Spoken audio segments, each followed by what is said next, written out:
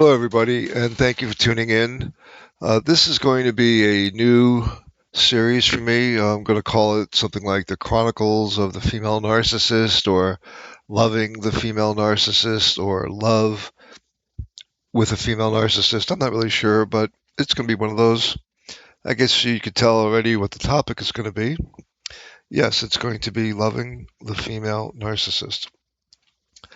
Now, I'm going to try to do this without getting myself into trouble. I'm not going to mention any names, but I'm going to do a lot of chronicling of this prior relationship that I just came out of about 5 weeks ago. So today is September 23rd, and that's going to be Eastern Standard Time, about 6:30 a.m. I just came off a night shift, and I've been thinking about doing this for a while, and I think it's time. So I just left a uh, relationship with a female narcissist. She called herself a borderline personality, but maybe she's borderline, maybe she's not. She's definitely a female narcissist. I've watched enough videos now to see that she checks off every box, just about every single box that there is. And for some reason, when I told her that she was a narcissist, covert, toxic, overt, whatever, she denied it. And she said that I was the narcissist. But pretty sure that I wasn't. However, it doesn't mean I can't be, but I just don't believe I was in this relationship. However, let's just go on with this series. First of all, my name is Steve. I go by Steve O Mystic on YouTube, and if this series takes off, then I'll be able to quit my night job, retire to Vietnam, and continue to do this because I found a city in Da Nang that's just absolutely beautiful, and that's where I want to be. Anyway, so I just came out of a relationship with probably one of the worst female narcissists, or best female narcissists, depending on how you look at it.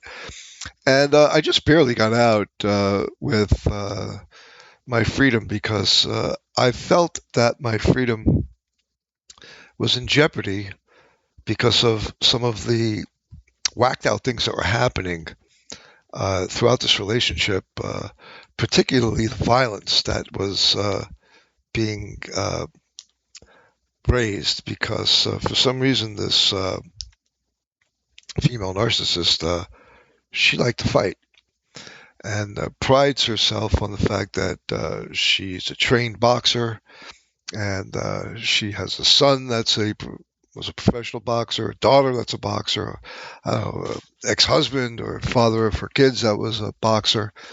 But for whatever reason, this girl likes to swing. So, and by the way, I don't think that we want to talk about swinging, but when it comes to this relationship, she certainly wanted for it to be an open relationship for her, but not for us. But that's another story, probably another one of the classic female narcissistic tendencies. But first thing, I want to give you a little background. I'm 63. This girl was 50. She was 49 at the time and approaching her 50th birthday with all kinds of anxiety and trepidations. And this relationship took about 10, 12 years to consummate. We'd known each other that period of time as a result of a friendship through my son, who knew her first. I had some interactions with her throughout the years, mostly neutral. I was a little suspicious of her when I first met her, but I wasn't really attracted to her, and I don't know. It was a friend of my son. I wasn't really involved, but circumstances brought us together in April of 2023. We started to communicate back in, I want to say, September, October of 2022. I was in Virginia at the time. She was in Maryland. So I thought we would try to get together, but that didn't work out. But we started to talk again on the phone February, March of 2023. I was at the time living on the west coast of Florida. She was now in upstate New York, and it was snowing quite a bit, it was freezing. And since we're both pretty much Floridians, um, we started to talk about becoming roommates, coming back, meeting back on the southeast coast of Florida. And ultimately that happened. So in April of 2023, we started to live together at a hotel. And it's a nice hotel, Residence Inn by Marriott, had a kitchen, a little tiny living room, bedroom. It's actually quite nice. And that's how this started. And it didn't initially become a physical relationship. We didn't have that uh, attraction to each other that I was aware of.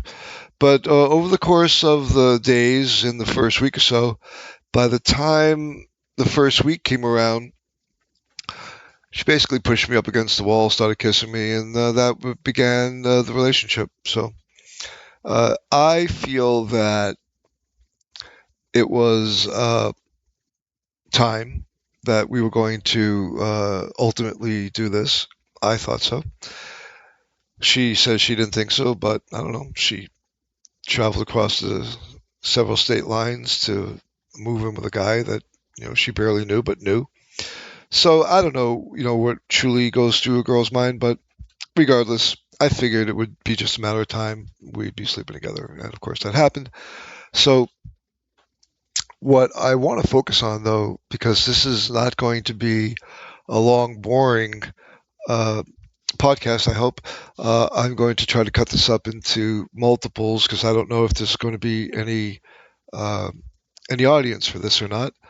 But I'm assuming that there will be. And what I want to do is I want to first emphasize that I don't believe that I was a victim. I believe I was going to be a victim if I continued the relationship, but I don't believe I was a victim. I learned a lot of things from this girl, and I learned mostly the language of narcissism because she's like a disciple of Sam Vaknin, who is probably the quackiest of all of the psychology people when it comes to narcissists. Uh, she swears by him, and I think has been swayed by him into believing that she's not a narcissist. Somehow she thinks she's borderline, and I don't really know what borderline is, but I know what a female narcissist is. And like I said, she checked off all the boxes. So the first thing that I want to emphasize is I don't believe that I was a victim. I believe I was going to be a victim if I allowed myself. And that makes me want to state that when it comes to female narcissists, I just don't know if the men can call themselves victims. I don't know if the men should call themselves victims. And this is my reasoning. I think as men, especially when it comes to women that are younger than us, we have enough life experience that we know what we're doing. We know what we want to do, and we know if we want to continue doing what we want to do. And it's a cost benefit analysis that we're constantly evaluating within relationships. And I just don't believe that we should call ourselves victims if we're knowingly and willingly entering these relationships and we're witnessing what other people call red flags. They're just behaviors, whether they're verbal, whether they're expressions, whether they are behaviors that meet the verbal expressions. We see all of this. We're overlooking it because we want to overlook it. That doesn't mean that we're being fooled. And this is the part of my cut at relationships and love with the female narcissist that perhaps is going to be a little different because I entered this knowing and I entered it willingly. I stayed in it willingly until I decided I was no longer willing. And I think that this is where not just this one particular podcast video is going to probably end, but I think this is where I differ from the majority of the people involved in these relationships. I wanted to be in it until I didn't want to be in it. And when I didn't want to be in it anymore, I got myself out of it. So this is what I want to say, and this is what I want to convey. That I just don't believe that we're victims until and unless we have sold ourselves out completely for whatever reason. Psychological problems from childhood. I mean, I'm not a psychologist. I'm not going to go into all the reasons. I just don't know. Unless it's a financial reason, a person can't get out. But if a person can get out and they don't get out, and then they become a victim, whose victim were they? And I'd like to leave off with this question, because I just don't believe I was a victim. I believe I was going to be a victim. I chose not to be a victim.